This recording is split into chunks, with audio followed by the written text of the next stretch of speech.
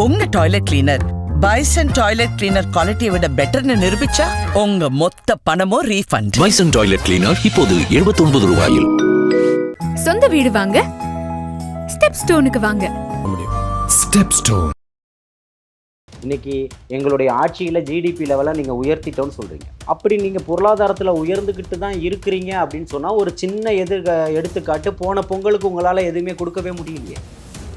இந்த பொங்கலுக்கு நீங்கள் 5000 பரிசு எப்போ நாள் வரும் காத்துக்கிட்டு இருக்கீங்க அறிவிக்கிறதுக்காக. ஏன்னா 2026 தேர்தலை மனசில் வச்சு திருப்பியும் சொல்கிறேன், திமுக தான் தலையில் மண்ணள்ளி அதுவே தான் போட்டுக்குமே தவிர வேறு யாரும் போடணுன்ற அவசியம் இல்லை. திமுகவால் ஒடுக்கவே முடியாது. அமித்ஷா வந்தாலும் சரி, மோடி வந்தாலும் சரி, எங்களுக்கு எதுவுமே பண்ண முடியாது. நீங்கள் தான் காலில் போய் விழுந்துறீங்களே. அமித்ஷாவையும் மோடியும் பார்த்து நீங்கள் போய் காலில் விழுந்துறீங்களே. லோக் ஆயுத் நிதி ஆயோக் கூட்டத்தில் போயிட்டு நீங்கள் என்ன சொன்னீங்க? உங்களுடைய ஆட்சி சீரும் சிறப்புமாக இருக்குன்னு பேசிட்டு வந்தீங்களா இல்லையா? சொல்றீங்க. ஆனால் திருப்பரங்குன்ற விஷயத்தில் விஜய் வாயே திறக்கல பாருங்க, அமைதியாக இருக்காரு. இவரெல்லாம் ஒரு அரசியல்வாதியான்னு கேட்குறேன். சரி, இருந்துட்டு போறாரு. உங்கள் பின்னாடி அத்தனை இஸ்லாமிய தலைவர்களை நிறுத்தி வச்சிருந்தீங்களா? அவங்க என்ன குரல் கொடுத்தாங்க? அவங்க அம்மாப்பட்டினத்தில் 60 வீடுகளை உங்கள் ஸ்டாலின் இடிச்சார் இல்லை, அதில் சமூக நீதியினுடைய பாதுகாவலன் ஏன் இடிச்சாரு? எதற்காக இடிச்சாரு? அதுக்கு பதில் சொல்ல முடியுமா? தாவேக்கு அவனுடைய விரிச்சல் வாரிசை எடுத்து போட சொல்கிறேன். காசு கொடுத்து கூட்டிக்கிட்டு போய் இந்த மாதிரி டயலாக்கா பேசுகிறீங்களே, பஞ்சு டயலாக்கா, உங்களுக்கெல்லாம் வெக்கமா இல்லையான்னு கேட்குறேன் முதல்வருக்கு. இதெல்லாம் நீங்கள் பேசலாமா? கூட்டம் காசு கொடுக்காத ஒரு கூட்டத்தை கூட்டுங்க முதல்வரை. காசு கொடுத்து தான் தமிழக வெற்றி கழகம் இந்த கூட்டத்தை கூட்டிச்சுன்னு காட்ட சொல்லுங்க, நிரூபிக்க சொல்லுங்க. உங்களால சொல்ல முடியுமா?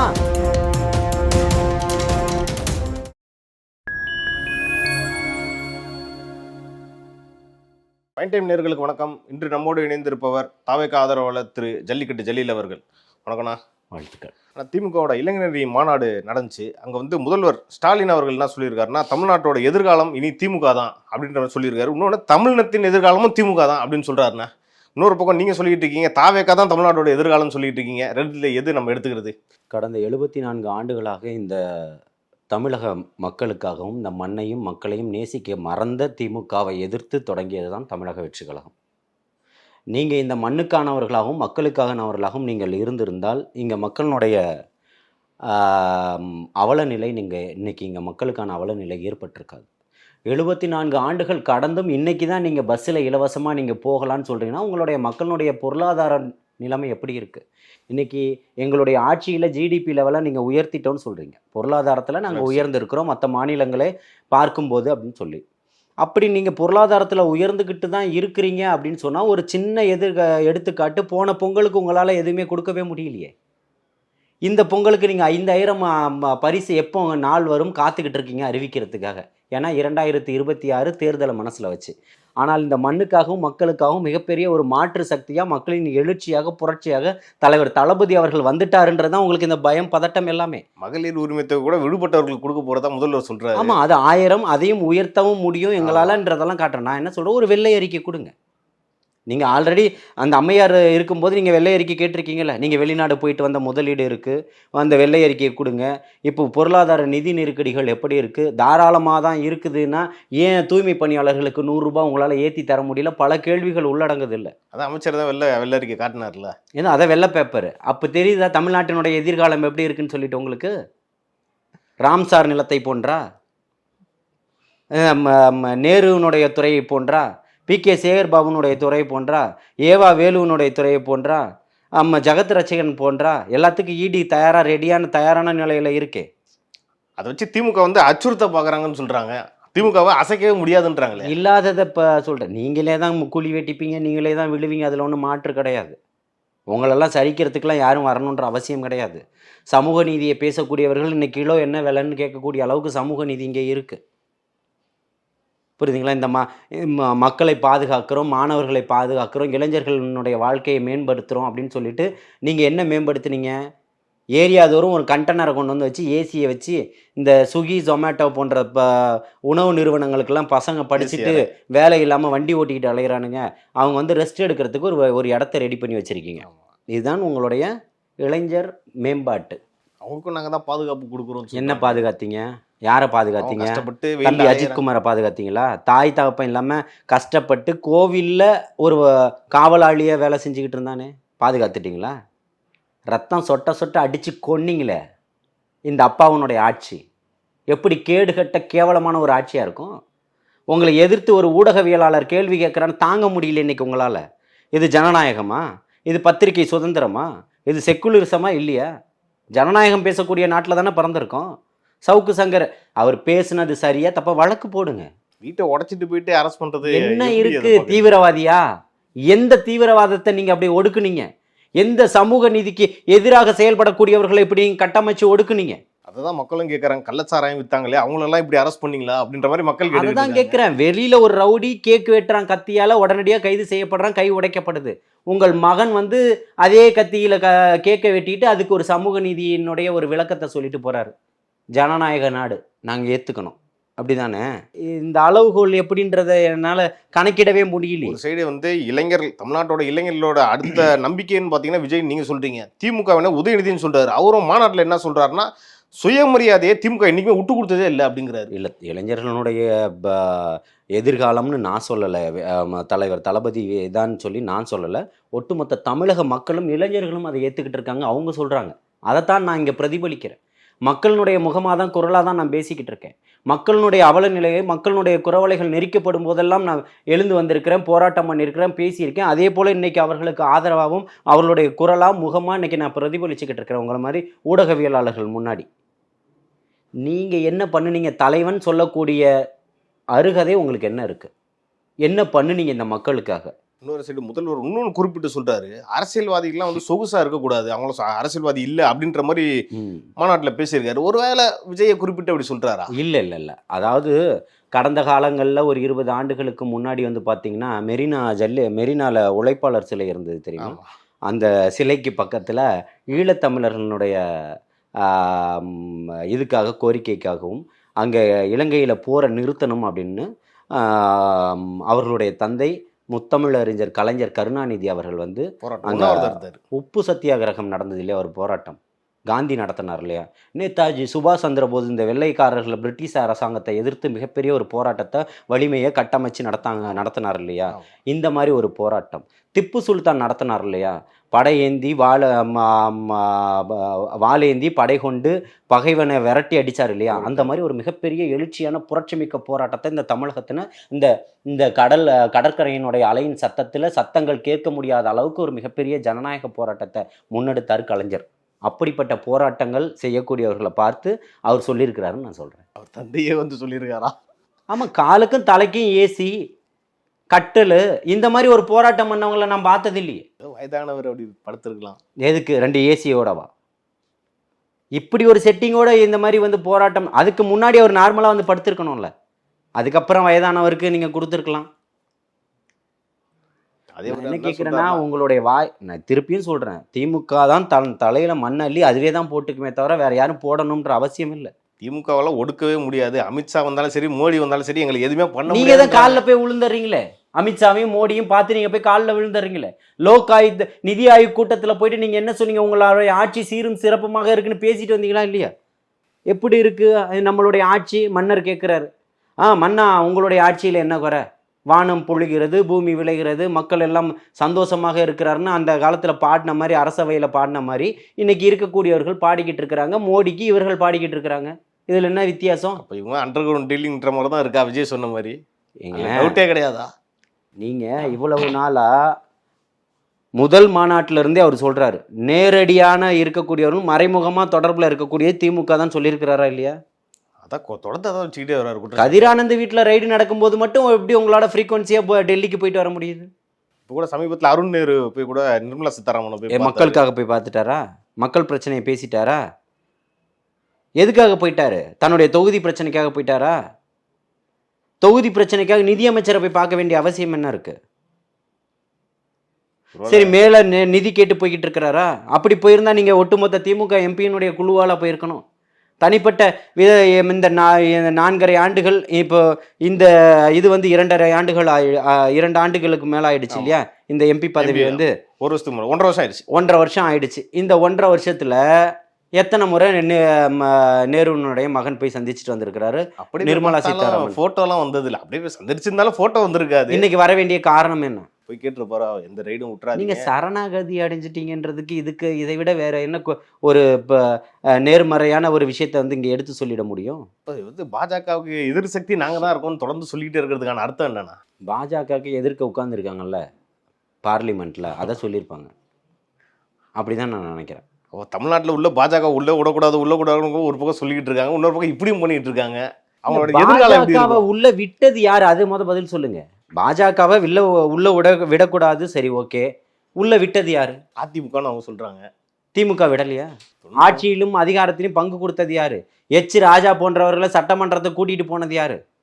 இந்த திமுக தானே. அதிமுக கூட்டிட்டு போச்சா? இந்த சாரணியர் தேர்தல்னு ஒண்ணு நடக்கும், தெரியுமா? இந்த விளையாடுற பசங்க எல்லாம் சேர்ந்து அந்த தேர்தலில் கூட தோத்து போன ஆள் இந்த ஆளு. கரெக்ட். அவரை கொண்டு வந்து நிக்க வச்சு இப்ப ஜெயிக்க வச்சது யாரு? திமுக தானே. அந்த அம்மையார் பண்ணாங்களா? எத்தனை நாளையில உங்களுடைய ஆட்சியை கலைச்சாங்க அந்த அம்மா. கலைச்சிட்டு மன்னிப்பும் கோரினாங்க. அதுக்காக நான் தப்பு பண்ணிட்டேன், இவர்கள் ஆதரிச்சிருக்க கூடாதுன்னு சொன்னாங்க. சாகரக்கும் கூட்டணி கிடையாதுன்னு சொன்னாங்கல்ல. அந்த அம்மா இறந்து போயிட்டாங்க, அது வேற விஷயம். ஆமா. ஆனால் சொன்னது உண்மைதானே. அந்த அம்மா இருக்கிற வரைக்கும் பிஜேபிக்கு மோடியா லேடியான்ற சவாலை விட்டாங்களா இல்லையா? அப்பேற்பட்ட தகுதியான ஒருத்தரை அந்த அம்மா மருத்துவமனையில் அத்தனை நாட்கள் இருக்கும்போது இந்த ஒன்றியத்தினுடைய பிரதமர் வந்து பார்த்தாரா? ஏன் பார்க்கல?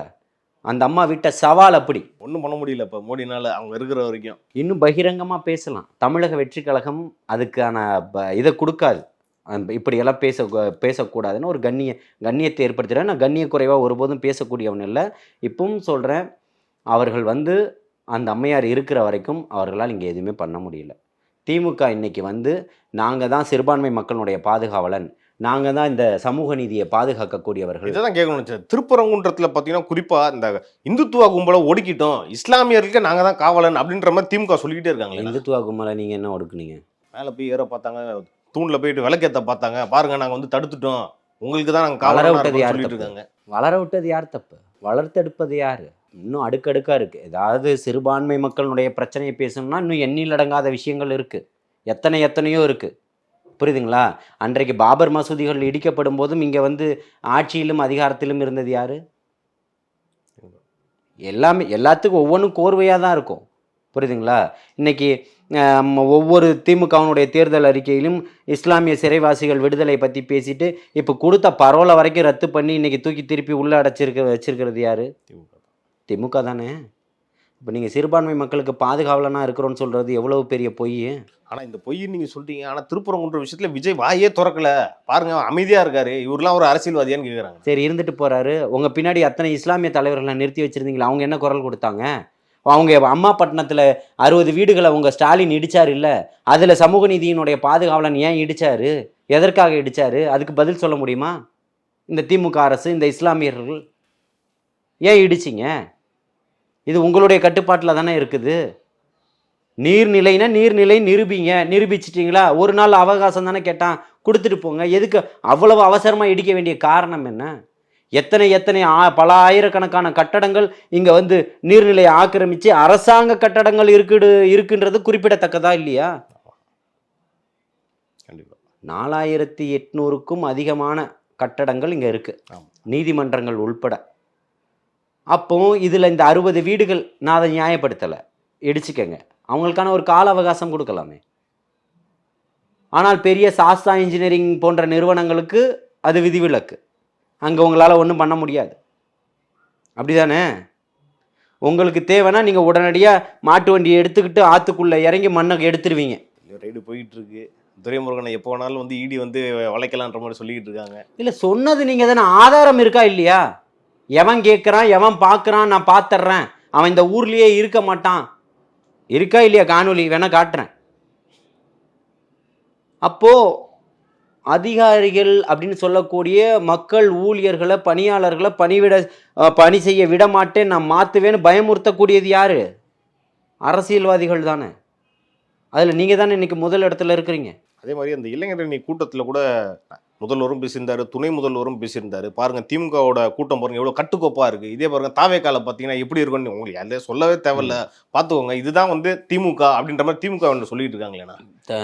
தாவேக்கால உள்ள கூட்டத்தை எல்லாம் எப்படி ஒரே நாளில் ராத்திரியாக ப்ரொடக்ஷன் பண்ணி இறக்கிட்டாங்களா? ஏஐ மூலியமாக. இத்தனை ஆண்டுகளை ஏன் அரசியல் படுத்த மறந்துட்டீங்க நீங்க? இது உணர்ச்சியும் எழுச்சியும் மிக்க கூட்டம், அப்படிதான் இருக்கும். அவன் தவறான காரியங்கள் பண்ணிடல, உங்களோட ஞானசேகரன் போல நடந்துக்கல. ஞானசேகரனோட தானே குண்டாசவரை ரத்து பண்ணிட்டாங்க. இல்ல, அதுக்கு வரும். உங்களோட ஞானசேகரன் போல அவங்க ஈடுபடலை. அவன் தான் எல்லா வேலையும் பண்றான். நீங்க காசு கொடுத்து கூட்டிட்டு போயிருக்கீங்க. அவனை விலைக்கு வாங்குவதற்கான நோட்டுகள் உங்களிடத்துல அச்சடிக்கப்படலை. அங்க வந்தான், டிரான்ஸ்ஃபார்மர்ல ஏறலாம், மரத்துல ஏறலாம்னு சொன்னீங்கல்ல. நீங்க எத்தனை 1000 வேணா கொடுத்தவன நீங்க உங்க கூட்டத்தை கூட்டிட்டு வந்துருங்க பார்ப்போம். சவாலா விடுற திமுகவுக்கு. திமுக அந்த சவாலை ஏற்பதற்கு தயாரா? திமுக கூட்டத்துல வந்த அத்தனை பேருமே வேறு அண்ணா திமுகவுடைய கூட்டத்துக்கு போனதுக்கான 1000 ஆதாரங்களை நிச்சயமா தர முடியும். தாவேக்காவனுடைய விரிச்சல் வாரிசை எடுத்து போட சொல்றேன். காசு கொடுத்து கூட்டிக்கிட்டு போய் இந்த மாதிரி டயலாக்கா பேசுறீங்களே, பஞ்சு டயலாக்கா, உங்களுக்குலாம் வெக்கமா இல்லையான்னு கேட்கிறேன் முதல்வருக்கு. இதெல்லாம் நீங்க பேசலாமா? கூட்டம் காசு கொடுக்காத ஒரு கூட்டத்தை கூட்டுங்க முதல்வரை. காசு கொடுத்து தான் தமிழக வெற்றி கழகம் இங்க கூட்டத்தை கூட்டிச்சுன்னு காட்ட சொல்லுங்க, நிரூபிக்க சொல்லுங்க. உங்களால சொல்ல முடியுமா? அதற்கான தகுதியும் இருக்கா உங்கள்கிட்ட? திமுக வரதெல்லாம் தன்னெழுச்சியான கூட்டம் அப்படின்ற மாதிரி பெருமையா பேசுறாங்க. ஒட்டுமொத்த அரசியலுடைய இன்னைக்கு பார்வையாளர்களும் அரசியல்வாதிகளும் அரசியல் விமர்சகர்களும் பத்திரிகையாளர்களும் சொல்லட்டும், தமிழக வெற்றி கழகத்துக்கு இன்னைக்கு காசு கொடுத்துதான் கூட்டம் வருது, தன்னெழுச்சியா திமுகவுக்கு அதிகமா கூட்டம் வருது அப்படின்னு. தமிழகத்துல எந்த கட்சிக்கு இன்னைக்கு அதிகமா கூட்டம் வருதுன்றத எல்லா கட்சியும் விமர்சிச்சு பேசிருச்சு, அண்ணன் திருமா உள்பட. உண்மைதானே? மாத்தி ஏதாவது சொல்றேன்னா நான் இல்லாத ஏதாவது பதிவு பண்றேன்னா? இந்த பார்த்துக்கிட்டு இருக்கக்கூடிய மக்களுக்கு தெரியும். இன்னைக்கு அதை பார்த்துக்கிட்டு இருக்கக்கூடிய தாவேக்கா விர்ச்சுவல் வாரியர்ஸ் இன்னைக்கு எடுத்து போட போறான் பாருங்க, டீட்டெயில்ஸை கொடுக்க போறான். நீ இன்னைக்கு இந்த கூட்டத்துக்கு போவ, நாளைக்கு அந்த கூட்டத்துக்கு போவ, எல்லாத்துக்கும் காசு வாங்குவ. உன்னை போன்ற கேடுகட்ட ஒரு அரசியலை இங்க பண்ணுவதற்கு இந்த பசங்க தயாரா இல்லை. அப்ப மக்களுக்கு தேவையான ஒரு ஆக்கப்பூர்வமான அரசியலை தான் தாவேக்கா பண்ணுதா? மக்களுக்கு தேவையான ஆக்கப்பூர்வமான அரசியல்னா மக்களுடைய வலியும் வேதனைகளும் இந்த களத்தில் நின்று பார்க்குது, பேசுது. மக்களுடைய நெரிக்கப்படக்கூடிய குரவலைகளுக்கு பதிலாக அவர்களோட குரலற்ற குரலாக இன்னைக்கு தலைவர் தளபதி அவர்களுடைய குரல் இன்னைக்கு பேசப்படுது. அவர் பேசிட்டு போகிற 10 நிமிடமும் 12 நிமிடமோ 20 நிமிடமோ உங்களால் இந்த தமிழகத்தில் தாக்கு பிடிக்கவே முடியல. ஒவ்வொரு நாளும் இந்த மண்ணுக்கும் மாற்றம் நாங்கள் தான்றதை பேசிக்கிட்டு இருக்கீங்க. 75 ஆண்டுகளாக பேசிய பெரியாரிசம் எங்கே போச்சுன்றது தான் இன்னைக்கு மக்களுடைய கேள்வியாக இருக்குது.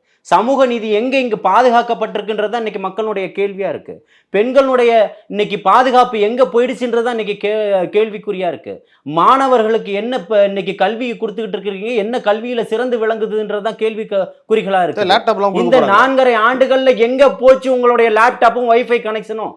ஏற்கனவே வாங்கி கொடுத்தது நான் கிட்டத்தட்ட 46 கோடிக்கு வாங்கி வச்ச லேப்டாப்பை ஏன் நீங்க விநியோகம் பண்ணல? மார்ச் மாசம் கொடுக்க போறாங்க. எதுக்கு? மாணவர்களுக்கு கொடுக்க போறீங்களா? கொடுத்துட்டா வாக்குறுதி நிறைவேறிடுமா? மார்ச் மாசம் கொடுக்க போறாங்க, ஏப்ரல் மாசம் எலெக்ஷன் வந்துருச்சு. பொங்கலுக்கு 5000 ரூபாய் கொடுக்க போறீங்க. கேடுகட்ட சாராயத்தையும் 1000 ரூபாய் காசையும் கொடுக்க போறீங்க. இதை விட மானங்கட்ட ஒரு வேலை வேற என்ன இருக்கு? பெரியார் கொண்ட கொள்கையை சொல்லி ஓட்டு கேளுங்க. நீங்க தைரியமான ஆட்களாக இருந்தா அண்ணா சொன்னதுக்கு சொல்லி நீங்க ஓட்டு கேளுங்க. திமுக இதை தான் பண்ணிருக்கு இந்த மக்களுக்கும் மண்ணுக்கும் சொல்லி ஓட்டு கேளுங்க. இருக்கக்கூடிய அத்தனையும் நீங்க தாரா வாத்துருவீங்க.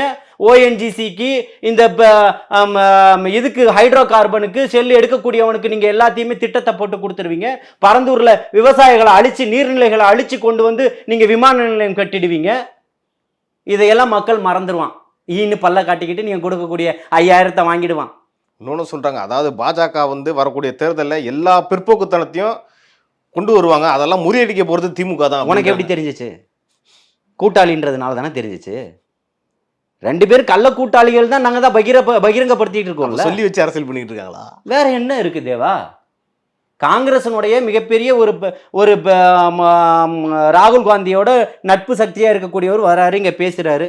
பிஜேபியோட பி டீம் கிட்ட பேச வேண்டிய அவசியம் காங்கிரஸுக்கு எங்க இருந்து வந்துருச்சு? கேள்வி எழும்புதா இல்லையா? அவர் பிற்காலத்தில் ஒரு பேட்டி கொடுத்துருக்கலாம், நாங்கள் நட்பு ரீதியாக பார்த்தோம் கொண்டோன்றது. பார்த்துக்கிட்டு இருக்கக்கூடிய அத்தனை மக்களுக்கும் தெரியும் இங்கே என்ன நடந்துக்கிட்டு இருக்குன்னு சொல்லிட்டு. புரியுதுங்களா? நீங்கள் பகல் கனவு கண்டுகிட்டு இருக்கிறீங்க. உங்களுடைய கனவுகள் ஒருபோதும் பலிக்காது. அது பொய்த்து தான் போக போகுது. அதில் மாற்று கருத்து ஒன்றும் கிடையாது. நீங்கள் கொடுக்கக்கூடிய காசு, நீங்கள் உங்கள்கிட்ட இன்னைக்கு இருக்கிறதே பல 1000 கோடியை கொள்ளடிச்சு வச்சுருக்கீங்க. சாராயம் வச்சுருக்கீங்க. இந்த சாராயத்தையும் பணத்தையும் கொடுத்து இந்த வாக்குகளை வாங்கிடலாம்னு நினைக்கிறீங்க. மக்கள் ஓட்டு போட 4.5 ஆண்டுகள் இல்லாத லேப்டாப் இன்னைக்கு வந்துருச்சு. 4.5 ஆண்டுகளா போன வருஷம் பொங்கல் பணம் கொடுக்கறதுக்கு உங்களுக்கு வக்கு இல்லை, திராணி இல்லை. இன்னைக்கு கொடுக்கறதுக்கு 5000 வந்துருச்சு. எங்க இருந்து வந்துச்சு உங்களுக்கு 5000? 18 பேர் மகளிர் வேற இணைச்சிருக்காங்க இந்த உரிமை தொகைக்கு. இந்த 500 ரூபா 100 ரூபாயை கேட்டு என் அக்கா தங்கச்சி போராட்டம் பண்ணிக்கிட்டு இருக்கிறாங்களே. 1953 பேர் தோழர் பாரதியினுடைய தலைமையில தொடர்ச்சியாக உழைக்கும் மக்கள் இயக்கம் வந்து போராட்டம் பண்ணிக்கிட்டு இருக்குது, கம்யூனிஸ்ட் இயக்கத்துல ஒரு கிளை இயக்கமாக. ஏன் அது உங்க காதுல ஒலிக்கலையா? 100 ரூபாய் கொடுங்கன்னு கேட்டுக்கிட்டு இருக்கிறானே, அவனுக்கு நான் சோறு போடுவேன். உன்னுடைய சித்தாந்தம் எப்படிப்பட்டதா இருக்குது? எவன் ஒருவன் தன்னுடைய உரிமையை கேட்கிறானோ அவனுக்கு இப்பதான் நீ சோறு போடணும்னு நினைச்சிருக்க. அப்ப இப்பதான் அவனுக்கு வாயும் வயிறும் இருக்குன்றதே இந்த திமுகவுக்கு தெரியுது இல்லையா? தூய்மை பணியாளர் விஷயத்துலயும் அதான் நடந்திருக்கு. தூய்மை பணியாளர்களை தான் சொல்றேன். அவர்கள் கேட்கக்கூடிய 100 ரூபாய் கூலியை தானே கேட்கிறான். நீ என்ன கம்யூனிசத்தை பேசுற? நீ என்ன ஸ்டாலின்னு கேட்கிற? உன் பேர் ஸ்டாலினா இருந்தா அப்ப இங்க கம்யூனிச நாடாலாம் மாறி இருக்கணும். நான் பாதி கம்யூனிஸ்ட், அப்ப மீதி ஏகாதிபத்தியத்துக்கான கம்யூனிஸ்டா? இந்த ஸ்டாலின் யாருக்கான ஸ்டாலினா இருக்கிறார்? சமூக நீதிக்கான ஸ்டாலினா இருக்கு. எங்க இருக்கு சமூக நீதி? 100 ரூபாய் கேட்டு போராட்டம் பண்ணிட்டு இருக்கிறேன் தூய்மை பணியாளர்கள். இத்தனை நாட்களா 4 மாதமா போராட்டம் நடத்திட்டு இருக்கிறேன். கம்யூனிசம் இல்ல, ஸ்டாலினும் இல்ல, மார்க்சும் இல்ல, காரல் மார்க்ஸ் இல்ல, லெனின் இல்ல, அம்பேத்கர் இருக்காரா? அதுவும் இல்ல, அம்பேத்கரும் இல்ல, சேகுவேராவும் இல்ல, ஃபெடல் காஸ்ட்ரோவும் இல்ல. ஆனா கம்யூனிசம் மட்டும் எங்க இருந்து வந்ததுன்னு எனக்கு தெரியல. நீங்க அவர் என்ன புத்தகத்தை படிச்சாருன்னு எனக்கு தெரியல. நான் ரொம்ப படிச்ச மேதாவியும் இல்ல. இன்னொரு விஷயமும் சொல்ற, அந்த மாநாட்டில் சொல்லிருக்காரு, உதயநிதி வந்து சிறப்பா செயல்படுறாரு, புதிய அந்த நூலகம்லாம் திறந்துகிட்டு இருக்காரு, புதிய அந்த படைப்புகள்லாம் படைக்கிறதுக்கு அவர் வந்து உதவுறாருன்னு சொல்றாரு, புகழ்ந்து பேசியிருக்காரு. புதிய நூலகங்கள்லாம் எனக்கு தெரிஞ்சு இந்த 4.5 ஆண்டுகளாக எதுவும் பண்ணலை. இப்போ புதிய நூலகங்கள்லாம் நடத்திட்டு இருக்கீங்கன்னா, உதயநிதி ஸ்டாலின் எந்த புத்தகத்தை படித்து ஈர்த்தாரு, எப்படி இதெல்லாம் பண்ணணும்னு இந்த 4.5 இன்னும் தேர்தலுக்கு இன்னும் தேதி அறிவிக்கிறதுக்கு இன்னும் 100 நாட்கள் கூட கிடையாது, அதுக்குள்ளே எல்லாத்தையுமே எப்படி படித்தார், எப்படி உணர்ந்தார், திடீர்னு எப்படி போதி மரத்துக்கு கீழே உட்கார்ந்த போல் இவருக்கு ஒரு ஞானம் வந்துருச்சு அப்படின்றதான் எனக்கு தெரியும். ஒரு சைடு இருந்தாலும் இப்போ முதல்வர் ஒன்று வெளியிட்டிருந்தார், பார்த்துருப்பீங்க, உங்களில் ஒருவன் அப்படின்ற மாதிரி புத்தகம் வெளியிட்டிருந்தார். பெருசாக நிறைய பேர் வாங்கி படிச்சதா சொல்கிறாங்களே. ஒரு உங்களில் ஒருவன்? ஒரு 10 திமுக காரங்களுக்கு ஃபோன் போடுங்க, உங்களில் ஒருவன் யாருன்னு கேட்போம். மக்களுக்கான தலைவன் அம்பேத்கர்ன்ற தலைப்பில் என்னுடைய தலைவர் தளபதி அவர்கள் ஒரு புத்தகத்தை ரிலீஸ் பண்ணியிருக்கிறார். நான் ஒரு 50 பேருக்கு ஃபோனை போடுறேன். எத்தனை பேர் புத்தகத்தை வாங்கி படித்தான்னு சொல்லுவோமா? சவால் விடுறேன் நான். திமுகவே யாரும் படிச்சிருக்க மாட்டான்றீங்களா? திமுக அவனுடைய கொள்கை என்னன்னு கேட்போம். ஒரு 10 பேருக்கு ஃபோன் போடு. நான் கேட்குறேன், நீங்கள் இன்னும் வந்து இந்த கட்டுக்கதைகளை மட்டும்தான் வச்சு பேசிக்கிட்டு இருக்கிறீங்க. இந்த கட்டுக்கதைலாம் இனிமேல் மக்கள்கிட்ட எடுபடாதுன்றீங்க. எப்படி எடுபடுன்றீங்க? நீங்கள் உங்களுடைய கேமராவை எடுங்க, வெளியில் போவோம். 5000 பொங்கலுக்கு கொடுக்க போகிறாங்க, லேப்டாப்பு கொடுத்துட்டாங்க, எல்லாத்தையும் சொல்லுவோம், கேட்போம். ஆனால் பெட்ரோலுக்கே 5 ரூபாய் இறங்கலை, டீசலுக்கு 4 ரூபாய் இறங்கலை, கேஸ் 400 ரூபாயை தாண்டாது, 100 ரூபா மானியம் தரோம், இதெல்லாம் சொன்னது. விலைவாசி உயராது, சொத்து வரி உயர்த்த மாட்டோம், கழிவு நீருக்கு உயர்த்த மாட்டோம், குடிநீருக்கு உயர்த்த மாட்டோம்னு சொல்லிட்டு கழிவு நீர் வரைக்கும் வாங்கி குடிச்சிக்கிட்டு இருக்கீங்களே, இதுக்கு பேர் என்ன சொல்றது? அவன் உடனே அடுத்து என்ன வர, மாதம் தோறும் மின் கட்டண அளவு ஏன் எடுக்கல? ஸ்மார்ட் மீட்டர் இனிமே தான் வாங்க போறீங்க. தமிழக வெற்றி கழகம் நிச்சயமாக ஆட்சி அமைக்கும் 2026. அது மக்களுக்கான மிகப்பெரிய ஒரு மாற்று சக்தியாக இருக்கும். மக்களுடைய வலியும் வேதனையும் புரிஞ்சு மக்களாட்சி செய்யும். அந்த ஆட்சியில் இது அத்தனையுமே நிறைவேறும். இவர் சொன்னார்ல, ஓட்டு போடாதவர்களும் மக்கள் வந்து சிந்திப்பாங்க, இந்த ஸ்டாலினுக்கா ஓட்டு போடாம விட்டுட்டோம், ஓட்டு போட்டவன் அத்தனை பேரும் நான் உள்பட யோசிச்சுட்டு இருக்கிறான், இவருக்கு இந்த அதிகார கூட்டத்துக்காக நம்ம போட்டுட்டோம், இந்த கொள்ளை கும்பலுக்கா ஓட்டு போட்டு வர வச்சுட்டோம், என்னை போன்றவர்கள் ஓட்டு போடுங்கன்னு பகிரங்கமா மேடை ஏறி பிரச்சாரம் வேற பண்ணணும்னு யோசிக்கிறேன் நான். உங்களோட இதுதான் வந்து மக்களோட நினைப்பாகவும் இருக்கா? மக்கள் திமுக ஏன் ஓட்டு போடுற மாதிரி வேதனைப்படுறாங்கன்றீங்களா? வேற யாரு? என் தங்கச்சி அண்ணா பல்கலைக்கழக மாணவி எப்படி இப்ப கதறி இருப்பா? கோவையில் அந்த மாணவி எப்படி கதறி இருப்பா? அன்னைக்கு பொள்ளாச்சி மாணவிகள் கதறும்போது நாடக அரசியல் பண்ணீங்க, இன்னைக்கு எங்கே போயிட்டீங்க? ஓடி போயிட்டீங்க, வாங்க. அக்கா கனிமொழி எங்கே போயிட்டீங்க, வாங்க. யார் தாலியும் அறாது நீங்களே கள்ளச்சாராயம் வரைக்கும் உங்கள் ஆட்சியில் காய்ச்சி 70 பேரை மொத்தமாக சாகடிக்கக்கூடிய வல்லமை படைத்த இந்த திமுக ஆட்சியில் வந்து சொல்லுங்கன்னு சொல்கிறேன். பொறுத்து இருந்து பார்ப்போம்னா, எலெக்ஷன் வந்து நெருங்கிருச்சு. அடுத்தடுத்து என்னென்ன நடக்க போகுதுன்றதை அடுத்தடுத்த நிகழ்ச்சிகளில் இன்னும் நம்ம டீட்டெயிலாக பேசலாம்ண்ணா. நன்றி, வாழ்த்துக்கள்.